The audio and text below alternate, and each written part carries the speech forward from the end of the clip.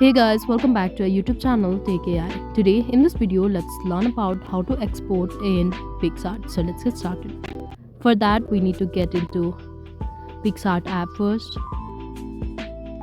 So here it is. Now you can go on and edit photos or videos you want. Let's go for videos for now and select a video of yours and click on next.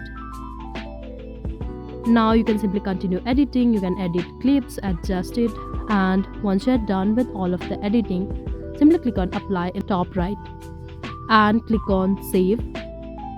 Once the processing is done, you'll be able to save it and finally the exporting.